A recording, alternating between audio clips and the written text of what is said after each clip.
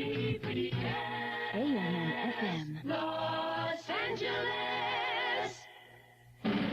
Ladies and gentlemen, we proudly present the mayor of KGBS Los Angeles, Mr. Sam Yorty.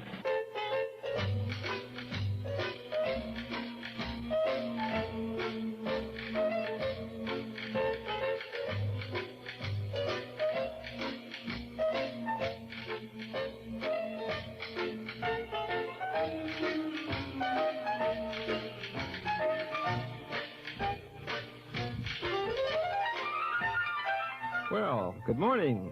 Welcome, ladies and gentlemen. Here it is, Tuesday, July the 16th, as we proudly present the former Assemblyman, Congressman, and Mayor of Los Angeles for 12 exciting years, the one, the only Mayor Sam Yorty, now the official mayor of all of KGBS land. And, of course, Mayor Yorty is here every day, Monday through Friday, from 7 until 10, for one important reason, and that's to talk to you on the telephone. He wants to know what you're thinking about. You can express your opinions on any subject you choose. We have a 50,000-watt soapbox for you here, which is a pretty darn good thing that you can use. You can be heard way up in the San Francisco area, down around San Diego, all over Los Angeles, and you can speak up, express yourself, and really have an audience. So use this 50,000-watt soapbox. And now let's say hello to Mayor Sam. Good morning, Mayor. Good morning, Wally. You're listening to my executive producer, Wally George. And at the controls, Ron Wyatt. In the studio helping us, my associate producer, Jonathan Coco. All here to do one thing, and that's to take your calls on 520-KGBS. Now today, I'm going to have a very special guest, John Farrar, who is featured in the book Teddy Bear. Mr. Farrar is the skin diver who recovered Mary Jo Chappaquidick's body from the lake. And he has some very startling things to reveal. He will also answer your questions on the telephone. Now, what time is he going to be here, Wally? He'll be here for the last hour from 9 to 10 to take the calls. Well, you want to hear Mr. Farrar for sure. The real story of Chappaquidick, that's the one you've been hearing on the air this morning talking about it. Teddy Bear and Solzhenitsyn's great book are both available from your local American Opinion bookstore. Check the white pages of the telephone book for the American Opinion bookstore nearest you and buy Teddy Bear and Solzhenitsyn's book. Okay? Solzhenitsyn's book, Gulag Archipelago. Yes. Which tells the history going clear back to Lenin of the use of jails to persecute dissidents. I guess it's very interesting. I didn't know they had it. I went to get that book. It's a bestseller now. Yeah, well, it should be. Now I want to introduce my special guest for today, Captain John Farrar, who's captain of the Search and Rescue Department of the town of Egerton. And this is where the Teddy Kennedy episode all took place. And you were the individual who recovered Mary Jo Chappaquidick's body from the Senator Kennedy's car. How soon after the car went off the bridge were you called for help? Well, Mayor Sam, first of all, I appreciate very much being here. It's been a nice trip out, and I certainly enjoy seeing California. As far as the accident itself, you wanted to know how soon after? Could I have the question again? Well, how soon after the car went off the bridge were you called for help? Well, this, of course, depends on who you particularly believe or the facts that you can come up with, and we could spend an awful lot of time going into that, but from all practical facts, it seems to vary depending on whether you believe Kennedy or whether you believe the facts that Huck Luke has come up with, between 8 and 9 hours, approximately, possibly even to 10 hours. But from the time that the accident happened to when we received the call. Well, were you the first professional whose help was sought? No, well, that's not quite true. The children, there were a couple of kids who were fishing down at the Dyke Bridge where the car went off. They went down fishing early in the morning, and they summoned Mrs. Mom, and Mrs. Mom owns a Dyke house that is right next to the accident itself, where the senator could have sought help. The lady who leaves her light on all night, I might add. And she called the police. She called the communication center, which is the central communication center for the whole island. They summoned the police to let them know that there was a car off of Dyke Bridge upside down in the water. Chief Arena was the first to go over there, and he donned a pair of Mrs. Mom's, probably Mr. Mom's bathing trunks, and went over. He made a precursory examination of the car and attempted to go down to the window of the car, but was unable to because of the swift tide, and at that point he called us. Oh, well, then really you were the first professional. Well, as far as search and rescue goes, yes. Yeah. I'm sorry, I didn't mean to drag the question out, Yeah. but I think of Chief Arena as a professional, not a professional in search and rescue, but he... Yeah, he's a professional police officer, but I meant the search and rescue ability, which you were the first one to have that went looking for the body, I guess. That's correct, Mayor Sam. Well, how long do you think it would have taken to get professional help to the scene of the accident if Senator Kennedy had tried right away? Well, there's no question about it. The time response would have been the same. From the time we received the call to the time we removed the body was 25 minutes. And if we had received it during the middle of the night or whenever the accident happened, it would have been approximately the same time. Well, now, if an emergency rescue call had been placed that night, would you have participated in the rescue operations? Oh, absolutely. There's no question about it. Well, and if you had been called immediately after the accident, is there any reason to believe that Mary Jo Kopechnik's life could have been saved? No, we frankly, from the conclusions that we've drawn since the accident or at the time of the accident when we were there, we feel that there is a very good chance, almost virtually 100% chance, that we would have saved Mary Jo's life. And there are numerous ways that we can come up with these conclusions. Although Kennedy hired engineering firms to defeat these conclusions or to come up with their own conclusions that she could not have been saved, we feel very strongly that she could have been saved, and we have I could go into quite a long dissertation on that of why we know she could have been saved. Well, I think we're you backed should. up by the Undertaker, as a matter of fact. Well, I think you should go into it a little bit if you want to. That's a very important point. All right, let me try and condense as much as I can, and you interrupt with any questions you have. We feel that, number one, by the way the car entered the water, in other words, it went in on its right side and top and rolled virtually immediately and settled into the water, that there would have been copious amounts of air trapped within the automobile itself. Mary Jo was definitely alive and assumed a position in the back seat of the car. Whether she was in the front seat or the back seat initially, to me, does not make any difference. She found the back seat as the car settled into the water and assumed a conscious position, holding herself in the back seat of the footwell of the car. Now remember, the car is upside down. She is right side up, as it were, but she's upside down within the car, if that makes sense. Her head is in the footwell of the car. She assumed a position such so that she could avail of herself of the last remaining air in that car. And when she died, she was holding herself still in that position. Now, we didn't find her the way you would find a person who was normally drowned, that is, lying in a prone position or just having slumped in the position which the water around her would let her fall. In other words, she was not on the roof of the car. She was actually holding herself at the surface of the water and died in that position of what we feel to be asphyxia from the lack of oxygen in her own air void. And this was at a much later date backed up by the Undertaker, Eugene Fry, who said to me before we went into the unbelievable atmosphere of that secret inquest, he said, as far as I'm concerned, he said to me, you are the only person that's made any sense in this whole thing. And I said, well, Gene, what are you talking about? And he said, well, you're absolutely right as to how the girl died. She did not die of a normal drowning. And I said, gee, I said, elaborate. I said, come on, we've been looking for this for a long while. The newsmen don't believe us. Nobody seems to want to believe us. What are you saying? And he said, well, it's very simple. I've embalmed over 24 bodies of victims that drowned. And he said every single one of them was full of water. And I mean full. We're talking in terms of quarts of water in every single one of their organs, especially the lungs being full of water. And he said Mary Jo was not full of water. As a matter of fact, when we evacuated the fluids from her organs, all of her organs, and he said this is done in a normal case of all embalmings, you use what's called a trochee, a very large needle to evacuate the fluids from the organs. And when we used that, we got no more than a half a cup of water out of her entire body. So he said, as far as I'm concerned, you're right. She suffocated in her own air void from lack of oxygen, having burned up the oxygen. And she did not drown, in that the water did not rush into her lungs and stop her air immediately. So I said, Gene, you planning on saying anything about this? And he said, I'll answer the questions they ask, but boy, I'm not going to offer anything. There's too big a fish to fry here. He said, and I said, look, why don't you just say something about this, and then I plan on saying something about it when I get in the inquest. He said, no way. And I knew what he was talking about when I got in there because we were not allowed to offer any information. And as a matter of fact, in the inquest itself, we were not asked anything that was pertinent to how long the girl may have lived. Oh, boy, that even sounds worse than the book Teddy Bear.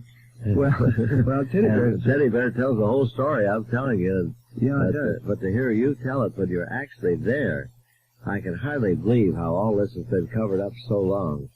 And it just doesn't seem possible. Well, it does seem hard to believe. It's an amazing thing. It really is. And I'm so glad that you can tell these things to the listeners. Well, I think that there are a lot of people that won't talk about this. There are many people in Edgartown that have even been, you might say, threatened, or pressure has been exerted upon them not to talk. But I think that people know that they might do better than to exert pressure on me to do something like this. We have talked honestly and straightforwardly from the time we came out of the water. As a matter of fact, I realized, the first time I realized that there was going to be a problem with this whole thing was when I brought the girl out of the water, having gone on what we call condition red, and that is to respond to an accident because there may be life involved. And I brought the girl up, and I looked at Jim Arena with the girl under my left arm with the cross-chest carry-on her, and I said, Jim, give me a hand. He said, my God, do you recognize her? Do you recognize her? And I said, what do you mean, recognize her? And he said, is it one of the clan? Is it one of the clan? Now, this was the first time, and I've known Jim Arena a long while, I've ever seen Jim shook, literally shook.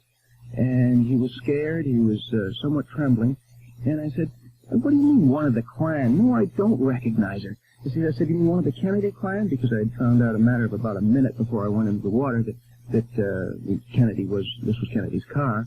And I said, one of the Kennedy clan? He said, yeah, do you recognize her? And I said, you take a look. And I rolled her over on my shoulder so he could see the face. And he looked at her and he breathed this great sigh of relief. He said, oh, thank God, no. No, I don't recognize her. I said, now, Jim, would you mind giving me a hand? There's a 4-knot tide trying to sweep this body away from me, and I'm tired. Would you please give me a hand with the body? And that was the beginning of the whole rattles that I got on this thing, of special treatment right down the line. Well, who was Jim Arena? He was the chief of police, wasn't he? Jim Arena was the chief of police, right, a former state police who would become the chief of police of Edgartown. Now, Wally, do we have to take a break now? Yeah, we can have a short break, and we'll get right back with Mayor Sam Yorty and his special guest, talking about, of course, Chappaquidick and the Teddy Kennedy, Mary Jo Kopechne case. We'll be right back.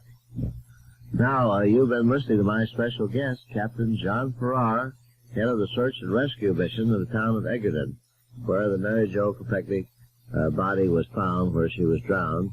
And believe me, it's so shocking to hear John Farrar. I thought I was shocked when I read the book Teddy Bear, just describing what he's telling us. But to hear the man who actually did the rescue work tell us about how she drowned and the possibility that she could have been saved is really shocking. And it shows the tremendous power that the Kennedys have in Massachusetts to keep all this covered up. Now, John, let me ask you again, from your 10 years' experience in rescue work, how long would you say Mary Jo Kopechne could have stayed alive in the submerged car?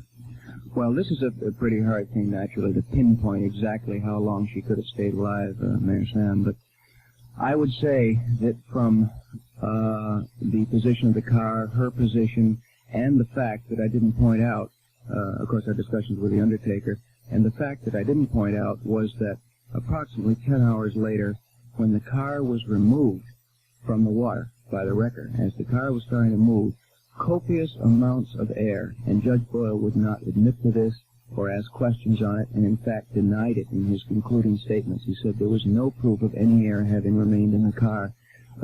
This is an outright lie, because we were ready to testify and willing to testify, although we were not allowed to testify, as to the amount of air that was remaining in the car. There were copious amounts of air that issued from the rear section of the trunk, in other words, of the car. And when the car was removed, the first person to inspect the car was John Albom, and when he opened the trunk, his statement was that the trunk was virtually dry or merely damp. So we know that there was still air remaining in the car when we removed it. All right, now, how much of this air was available to Mary Jo? I stated that due to the way the car entered the water and its position on the bottom, that there would have initially been copious amounts of air for her to breathe. there would have been enough so that she could have assumed that position and breathed air for a considerable period of time. Now what we look at is how long did it take the air to leak out of the car. All right, the main source of leakage of air in that particular car would have been, and its particular position, I might add, the trunk being high, would have been between the back seat and the trunk, in other words, out through the trunk. However, when we found the car, the trunk was still full of air. So I feel that she well could have lived for in excess of 1 hour, possibly even 2 or 3 hours. Certainly, I am confident of the fact that she would have lived for 25 minutes. Because don't forget, we have about 8 minutes grace period. Once she's expired, if we can still get to her and get air to her personally. So we've got 8 minutes to gain there before brain damage begins to set in. All right, it took us 25 minutes. Now, if you remove the 8 minutes from the 25 minutes, it cuts your time, available time to you, or increases the available time to you even more. And due to the fact that we found the trunk still full of air and virtually dry, as I say, that means that we would have had, I'm sure, of hours left to us before she had expired. Well, that really means what you're saying then, Captain Farrar, that if Teddy Kennedy had reported immediately what happened, she could have definitely been saved. Well, we can't say definitely because we were not there at the time of the accident, but I think that the odds are better than 90% that we would have saved her, yes, because we could have gone down and immediately increased the air supply to her. We would have immediately put a tank inside the car, in other words. We would have increased the air that she had to breathe, we would have freshened it, and then we would have gone inside and extracted her from the vehicle, probably using breathing apparatus. Well, instead of reporting the accident, he was calling his lawyers and executive assistants and everybody else on the telephone and running around evidently trying to figure out what to do. But the one thing he didn't do was report the accident. Yeah, this, of course, is where I indict him most highly for his lack of moral turpitude, his lack of moral code, in that he was obviously, he said that the concussion, we've heard all the bit about how dazed he was, and yet if he was so dazed, how was he so capable of making sure that he got the correct people to save himself? That was both lawyers, to save his own situation and discuss what they were going to do next. Whereas if he had been that much in presence of mind and that capable of keeping his wits about him to protect himself and his own career by the number of people he chose, why, my question is, didn't he call for help, even help in his own party that would have saved Mary Jo? And, of course, that was La Rosa. La Rosa is an experienced skin diver. Now, whether he had the equipment or not, he didn't have any equipment with him. But whether he could have done anything was questionable. But Kennedy obviously showed that he intentionally had no intention of saving Mary Jo because he didn't ask for help in his immediate surrounding party that would have, in fact, possibly helped save Mary Jo. And he certainly didn't intend to avail himself of all the facilities around to call for professional help that could have saved Mary Jo. Oh, boy. Well, the book Teddy Bear suggests it could have been difficult, it would have been difficult for Senator Kennedy to have escaped from a submerged automobile through the window due to its size and because the car was upside down. Now, is this true? I think that's probably very true. We've got to take his back brace into account as well. The man is 6'2". They claim weighs 220 pounds. That kind of a person doesn't get through the window of an automobile very well, especially if water is rushing in through it, which it would have been. However, there's something that the book does not take up at any great length, and I think that they disregard this considerably, and the press has disregarded it too, and that is the primary fact that Teddy Kennedy claimed that he was unfamiliar with the Dyke Bridge Road. He was unfamiliar with Chappaquidick and made a wrong turn. This, of course, is another of the complex of lies because Kennedy was familiar with Chappaquidick, thoroughly familiar with it, in that he was down there with Jack in 1955 when Jack was recovering from his back operation, and he spent some time with an individual down there with a family that we know, spent some time on the island. Now, they had driven around the island, and also, even more disgusting as far as I'm concerned, is the fact that he had driven that same road earlier the same day and had swum down there, and so had the girls. So to say that he was unfamiliar with the road is ridiculous. All right, now let's say that he was familiar with the road. I think we are assuming that, we're stating that as a fact from 1955 until that particular day, both situations. So he went down there with intent, and even Judge Boyle said that he went down there with intent. All right, and we know he knew the road. All right, knowing the road and going down there at a high rate of speed, ostensibly to speed away from Huck Look, who, as far as I'm concerned, is telling the absolute truth. I've talked with him extensively, and he knows that that was the same car, even though Judge Boyle was successful in making him appear as though he could not possibly identify the car. Well, wait just a minute there. We have to tell who this Look is. He's a police officer who says he saw Teddy Kennedy's car about 12:40 a.m. Is that right? That's right. He was a deputy sheriff at the time. He is now the sheriff of Dukes County. And he saw the car at approximately 12:45 p.m. And, it'd be 1:45 in the morning. And Teddy Kennedy had said that he took her in the car to the ferry, which the last ferry left at 12 o'clock. That's correct. He said he left the party, and that the accident happened. He said he left the party approximately 11:15, and that the accident happened shortly after that. And then his, quote, rescue attempts proceeded. However, I think that we've got to look at the situation and say that Huck Look saw the car, and there's no way he could see that car if it was already over Dyke Bridge. So it happened after Huck Look saw the car. Well, we have to take a short break, Captain Farrar, and then we'll be right back to you, and we'll get to the questions on the telephone, too. Okay, well, I'd like to cover, too, this, how he got out of the car. Okay, we will, just as soon as we take this short break. Now, you're listening to Captain John Farrar, my special guest, who is the head of the search and rescue mission of the Egerton Fire Department. And Captain John Farrar removed Mary Jo Fechnick's body from the automobile in which she was submerged. And he was telling us about the question of how Senator Kennedy could get out of that car in view of his size and the back brace and so forth. Do you want to go on with that, Captain? Yeah, just briefly, we were talking about how he might have gotten out of the car. I think, first of all, I'd like to say that no, once the car entered in the water, there was no way I feel that he could have gotten out of it. Due to the pressure on the car, the tide that was involved, the tide that would have been there if the accident happened when Huck Look says it happened, or after Huck Look saw the car, the Sheriff Huck Look. And there would have been no way. However, if we take the fact that Kennedy was thoroughly familiar with the road and the fact that the Dyke Bridge was there, and we speed his car up to get it away from the sheriff, which the sheriff stated it did. It went down the Dyke Bridge Road at a considerable rate of speed. If we take that situation and assume that he approaches the bridge much faster than he's anticipating, and apparently, according to Brock Brower, who spent a lot of time with Kennedy, doing an article with him, he drives at a horrendous rate of speed all the time. If we take that situation and suddenly the bridge looms up, and Kennedy realizes, and there were no skid marks except on the bridge itself, I might add, and Kennedy realizes that he is approaching the bridge and there is no way that he is going to stop the car from going over the bridge, as there were no corrective skid marks. At this point, he's got to realize the car is going over, and he begins his egress from the car and jumps out as it goes over the bridge and goes into the water. Now, this is conjecture on my part. There's no way I can prove this. There's no way anyone can prove it.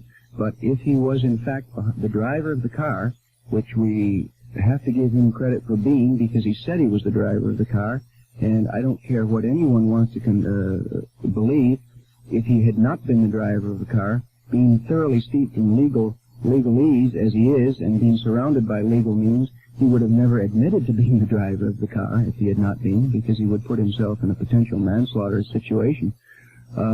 We have to assume that he was the driver of the car and therefore had to have gotten out, and I see that as the only way that he might have gotten out. Well, Captain Farrar, in the book Teddy Bear, I think it says that Kennedy once said that the window of the car was open and once said it was closed. Is that right? I don't remember a confusion on that particular point. As far as the window of the car, when we found it, the window was down. He did say that he remembers trying to roll down the window and trying to open the door. This is after the car ostensibly went in the water. And this was the way he was trying to remove himself. And then he says that he doesn't remember how. He remembers the sensation of drowning in the water entering into his lungs, quote unquote, and that he was drowning. And then suddenly, he doesn't know how, but he was out. I'm sorry, but this just doesn't hang together. The window was open then when you found the car. Yes, as far as that goes, it was retracted to within approximately an inch of full opening. That's correct. Now, later, let's see, he says later that night, I think, he swam the channel. And could you tell us your experiences in trying to swim across that channel between Egerton and Chappaquidick? Well, I think, first of all, I'd like to go back briefly to what Brock Brower said the day after the accident. Who's Brock Brower? Brock Brower is a guy who did an article, one of the first articles that came out on Kennedy after the accident. And the accident was his wrap-up. He had been following Kennedy for a number of months prior to the accident, doing a story on him. And the accident itself was his wrap-up, and it was in Life magazine shortly after the accident. So I spent some time through another friend of mine down there with Brock to help Brock in looking into what we figured had to have happened or what we figured might have happened at the accident itself. And Brock Brower came up with some rather amazing statements. One of them was his propensity for parties, for high-speed driving. And the other that amazed me, and Brock says with absolute certainty that he has seen Kennedy, quote, swim, unquote, and that he can't swim. There is no way, he said, that he can swim with that back brace on. He goes into the water, he takes a couple of strokes, and he floats. Now, this is not my statement. This is Brock's statement, who spent several months with Kennedy.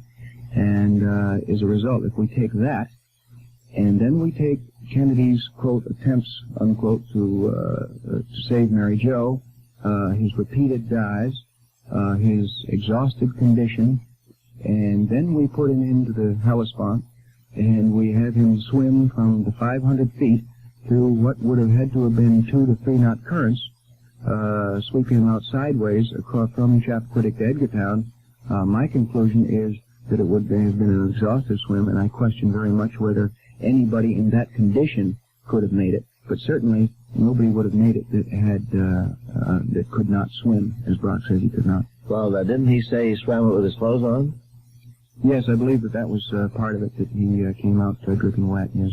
And that he had his clothes on, and that, of course, makes it even more impossible because you know what clothes are as far as a drag goes. Yes, that's right. You said he jumped in with all his clothes on, the whole thing. Including his shoes. Yeah, that's right. With his shoes. I have made the swim, and it's a considerable swim considering the 2 and 3 knot tide. He also made the statement that the tide would have set him down to the lighthouse, which is, in other words, to the right, swimming from Chappaquidick to Martha's Vineyard, the main island. The tide, he said, set him down toward the lighthouse. In actual fact, it would have set him the other way. Oh, boy. Well, it looks like a tissue of lies and how they got away with it. There was no autopsy, was there? No, there wasn't, and there was an awful lot of effort put into preventing the autopsy. There's no two ways about that. I think initially Dr. Mills did not want to upset the family. He's a heck of a nice guy and a very sweet guy, and I think initially his intentions were probably proper. He regrets now that there was no autopsy. He wishes he had gone for the autopsy, and he was advised by other doctors on the island to go for the autopsy. I'm informed given this information by them. But his attitude would be, well, we don't want to disturb the girl and disturb the parents, that sort of thing. I don't really think he knew what a ball of wax he was getting into and what a red herring he was creating. Well, did the district attorney order an autopsy and then the body was out of the jurisdiction? That's right. You see, immediately after the accident, Kennedy, or somebody in the Kennedy machinery, assigned Dunn Gifford, who was one of the Kennedy men, to the body. And Dunn Gifford's main purpose was to get the body out of there. And that he did just as absolutely rapidly as possible. As a matter of fact, he brought the death certificate in for Donald Mills to sign. And Donald Mills signed it, and already pre-typed on the death certificate was that it was a simple case of drowning. And Donald was satisfied by his precursory examination, which lasted no more than 10 minutes, that she died of a simple case of drowning. But he wasn't looking for anything else other than drowning. Being a simple man himself, he felt that there she was in the backseat of an automobile. She was dripping wet. There was blood foam, very minute amount, but an amount of blood foam which issuing from her nose and mouth, which is indicative of drowning. This blood foam I saw myself. And he wasn't looking for anything else, such as anything you want to say from manual strangulation to concussion.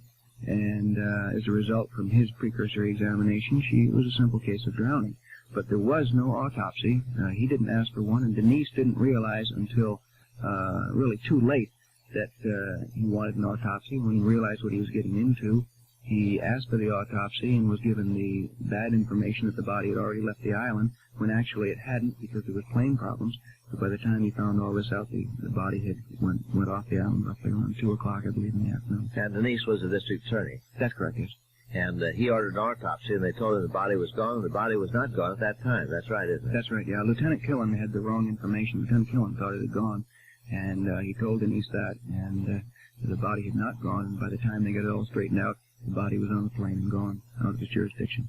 And then later, I think the girl's parents opposed an autopsy, didn't they? Yeah, then the whole scene shifts to Pennsylvania, and you get into interstate jurisdiction.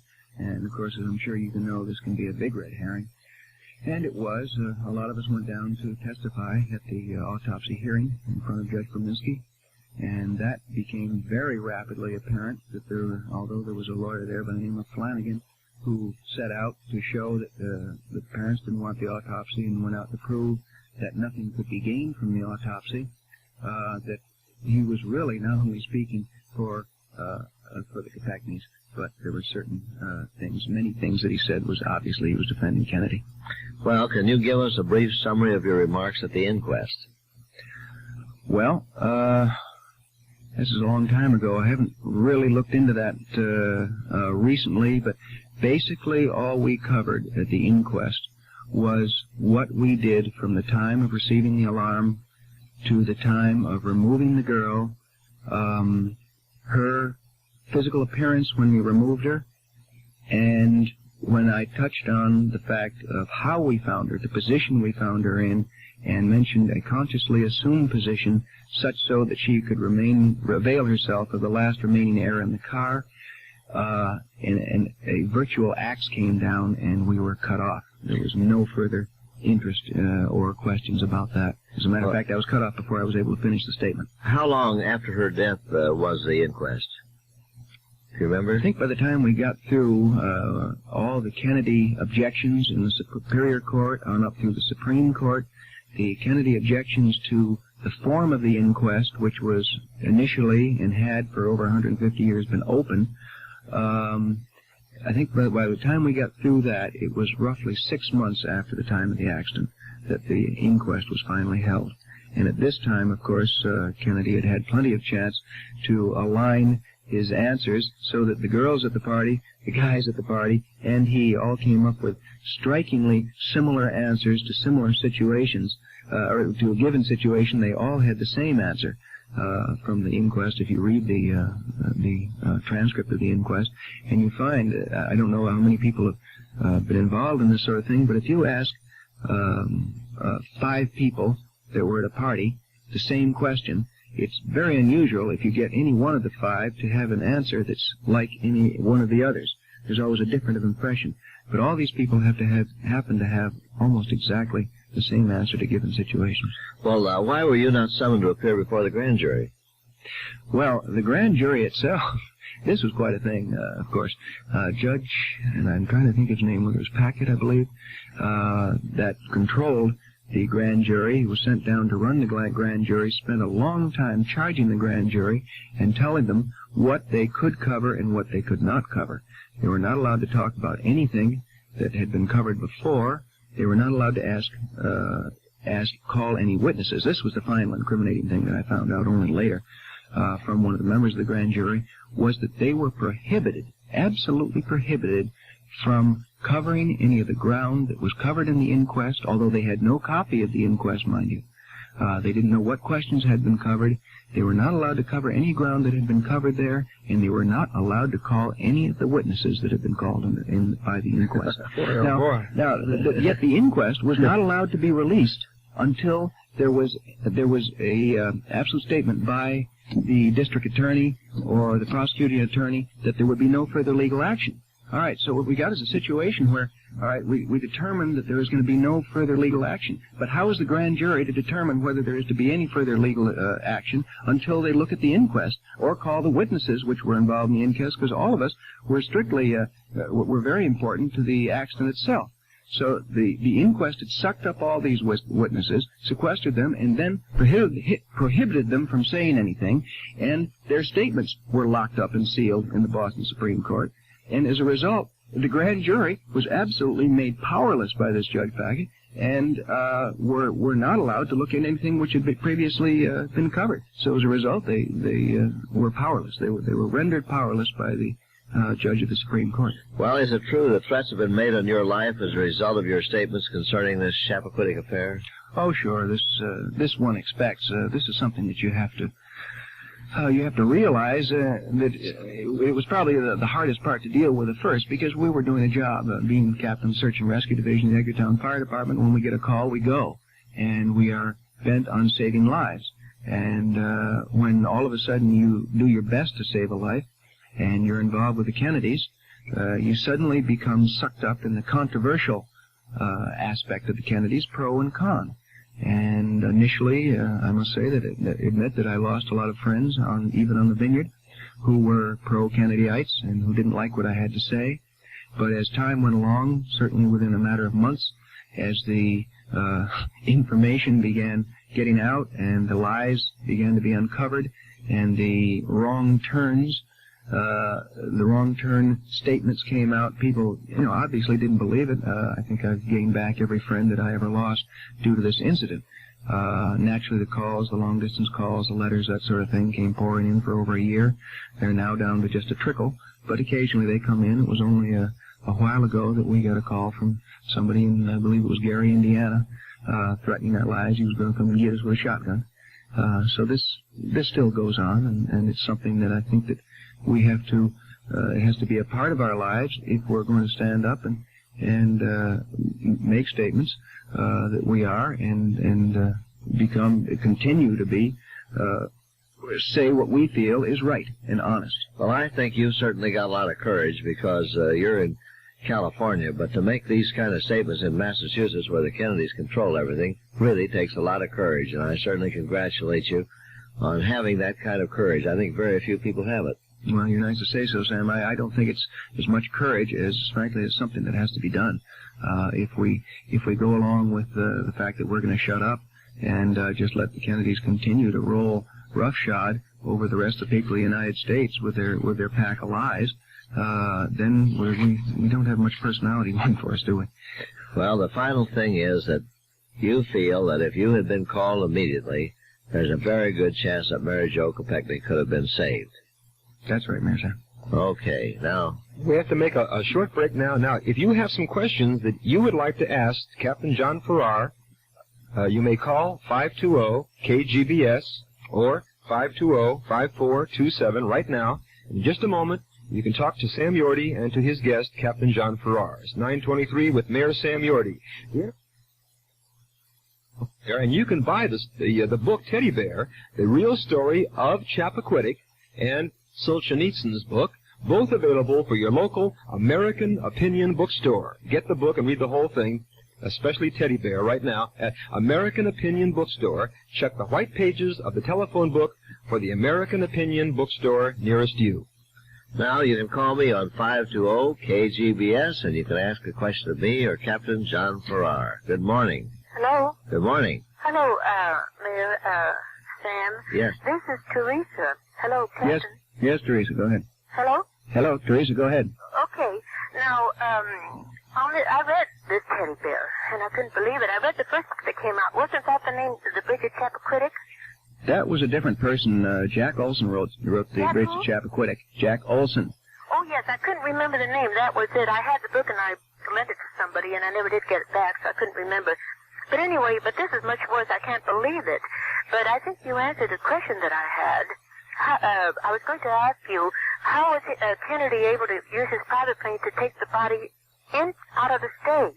And you say that they signed papers in order to get were given permission? Yes, he was given permission by the medical examiner, Dr. Mills. Oh, I see. Well, then because I don't think the book said that. Yes, that it was covered there. And how that happened was the Kennedy machine quickly assigned Dunn Gifford, a very tall, imposing, forceful person, to get this job done. And he went right to the funeral parlor and he was able to get the embalming. Dr. Mills had put a hold on the embalming until he got word from Denise whether he wanted an autopsy or not. And what Dunn Gifford was able to do was to speed this whole process up, get Dr. Mills to accept that he didn't want an autopsy, get the embalming performed, charter a private plane, and get the death certificate signed, which had to be done to show the cause of death before Gifford was able to fly the body out. Wondering about. All right, now, don't you, to me, since he had that back brace, he could hardly have gotten out of that car through the window, particularly if he had a neck situation. And didn't he have any contusions or lacerations or whatever if he had a fight to get out? Yes, the doctors came up with quite an affidavit, 200 and some odd words as to his condition after the accident, and it was supposedly to prove that he had been through quite a physical ordeal. And but regardless of that, given the car in that water at that situation with that tide, if he had been inside the car due to his size of his body, I do not feel he could have gotten out of the car the way he said he got out of the car. Now, if he was able to get himself to the air void, and then at a later date when the tide subsided and after the pressure equalized, he might have been able to open the car, but to open the car door and get out. However, there was no comment or statement as to how he got out of the car. His statement was only that somehow he was suddenly out, and his statement was that it happened immediately after the accident while the water was still rushing in. That's what I say would have been impossible. Well, thanks, Teresa. Thanks for calling. We appreciate your call. Okay, you can call me or call Captain John Farrar on 520 KGBS. Good morning. Hello, Mayor Yorty? Yes. Mark Beach. Who? Mark. Mark, yeah. And the question I had for Mr. Farrar, was there any reason why Deputy Look didn't follow the Kennedy car that night? Yeah, is that your question? Yeah. Knowing Huck, as I call him, Huck Look very well, there was nothing suspicious particularly about the car that night. He was tired. He was not on duty. He had come off duty at the yacht club as on patrol, and he was on his way home. He merely stopped to offer them assistance if they wanted directions. I think I think it would help if you understood that Martha's Vineyard at that time was influxed by thousands of people for the regatta, and Edgartown and Chappaquidick, per se, has thousands of people who are loaded into this weekend for regatta. There are a lot of people who would conceivably be driving other people's cars and who would be lost on the Chappaquidick Road if they were over there for a party or over there to go swimming, something of that nature. And so he was just being very nice and offering his help. There was nothing suspicious in the car itself, and certainly the fact that it sped off down Dyke Bridge Road was not in itself suspicious to him at the time. Thank you, Mark. Okay, you can call us on 520 KGBS. Good morning. Good morning. This is Robert from Los Angeles. Yes, Robert. And I'd like to ask the captain, does he intend to write a book on what happened at Chappaquidick? No, Bob, I don't intend to write a book at all. As far as I'm concerned, there have been a lot of books written on it. I think that the only book that comes up with any definite conclusions until we get any more information from Mr. Kennedy or his party goers, I think everything has virtually been said, with the exception of one or two items. I think everything has been said by the book Teddy Bear. Have you been invited on any speaking engagements or television programs, or being the person that pulled out the body, that puts you in a pretty delicate position, So I was wondering if there was any demand for you to make speaking engagements or television, because you certainly could have capitalized on this. Well, I don't, Bob, I don't like to think of it as capitalizing on it. As far as I'm concerned, if people such as you want to know more about it and want to ask questions, I'm going to answer the questions to the best of my knowledge and the best of the truth possible. And I don't care to capitalize on it. I'm not making any money on it. So I just feel it is very important going into 76 elections that due to the problem we've had, that everybody should know who they're voting for this time and what their background is before they vote. Well, certainly after Watergate, I certainly agree with you. And after seeing how these people have been convicted at Watergate of making gobs of money writing books, I salute you for not capitalizing on this. And if it is true that the Kennedys run Massachusetts, as the mayor says, again, I take my hat off to you for your courage. Calling in, showing knowledge of what happened. They've evidently been reading Teddy Bear, and I asked Captain Farrar if it's a fairly accurate account of what happened, and he said I let him say himself. What do you think, Captain? Well, frankly, Mayor Sam, I tell not everybody that buys the book, but when I'm in my store, which is a fishing and sporting goods store, a lot of people come in to ask me about it. Many new people will come in and look at the book and not buy it. Then they go down to the bridge to take a look at the bridge, and the numerous credibility gaps, as I call the water, the Hellespont, or the water that runs between the various areas. And they come back, and they not only buy the one book, but they buy 3 and 4 books for their friends, and they say, my gosh, it's just unbelievable. What do you think of it? And I say the same thing to everyone. I said, insofar as the accident is concerned, it is dead accurate. It is the closest thing that we can come up with as far as facts go until Kennedy decides to tell the truth. Yeah, well, people keep calling and mentioning Sheriff Lookenow, and obviously they've read the book, and so other people who don't know what we're talking about will have to get the book, Teddy Bear. You can get it at American Opinion bookstores. It's only $2, and not only is it shocking, but it's very interesting to see how much they could cover up and how cleverly they did it and all the work they did to cover up. And I'm really more shocked today to hear Captain Farrar, who actually did it. I can't believe that he's really here. He really took the body of Mary Jo Kopechne from the car, submerged in the water. It's all unbelievable that this could be so covered up. Mm-hmm. But anyway, shall we go to the telephone, Wally? 520 KGBS, the number. Good morning. This is Judy in La Cañada. Yes, Judy. I'm calling to ask Captain Farrar 2 questions. I just finished reading Teddy Bear, and one was in relation to another lady's question about whether or not Mary Jo could get out of the car. If she was conscious, and if she wasn't drunk, and if there was an air pocket, my husband, who's a scuba diver, says that once the water had equalized inside the car, she ought to be able to crawl out of the open window and get out of the car, at least, if not get up to the surface. Why didn't she try to do that? That's a good question, Judy, and your husband is absolutely right. There has been a lot of this sort of information written on this sort of thing, especially since this accident. I have no less than 15 or 20 accounts sent to me by people from all over the country and Europe of accidents such as this, where people have gotten out of the car in exactly that way in some cases, but mostly where they have been removed by outside help once the pressure equalizes. Now, it's very likely that Mary Jo didn't know how to do this, or did not have the presence of mind how to do this.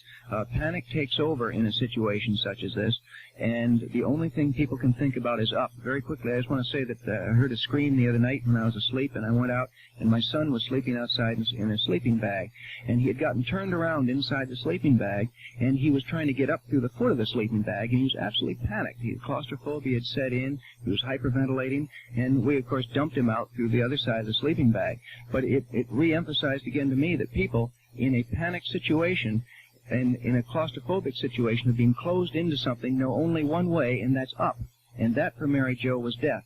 You have to have the presence of mind to realize that in this case, the car was upside down. You have to go down, out, and then up. And that is something that probably, if it did go through her mind, was anathema to her at that time. Then the other question I had was, who is Zad Rust? We don't know who he is, and the book didn't say. Zad Rust is the former foreign ambassador to Romania, Prince Michael Sturza, as I understand. At the time, he used the name Zad Rust as a pseudonym because he was worried about recriminations from the Kennedys. I see. Would you spell his last name for me? Sturza, I believe. Thank you very much. Appreciate your answers. We're certainly interested in this, and we're buying the book and giving it to our friends. Well, thank you, Judy. Thanks for calling. Okay, Wally, we got time for another call? I think we might, unless you have some final things to say, Sam. We got about 2 minutes left. Now, I just want to say again to Captain John Farrar that I guess the best thing to do if people are really interested in the details of this matter, and it's a fascinating story, is to get Teddy Bear. It's Teddy, B-A-R-E. I believe the book is available. I know it's available at American Opinion bookstores. But finally, Captain, the main thing is that it's your feeling that Teddy Kennedy had called for help immediately at the house nearby or even at the fire station, that there's a possibility that you could have saved Mary Jo Kopechne. A great possibility, Mayor Sam, a great possibility. Well, that sums it all up, I believe, and the best thing to do if you're interested is get Teddy Bear. And otherwise, call us tomorrow and tell us what you thought of hearing Captain John Farrar. I've been very excited at having him here, and he's a very fine young man, a very clean-cut fellow, and doing a very courageous service to this country, in my opinion. And thank you all for calling today. Those of you who called made the show. And I apologize to those of you who tried to call and couldn't, because I wanted to have Captain John Farrar tell his story once and for all on our show. So I wish you a good day, and I hope you call us tomorrow.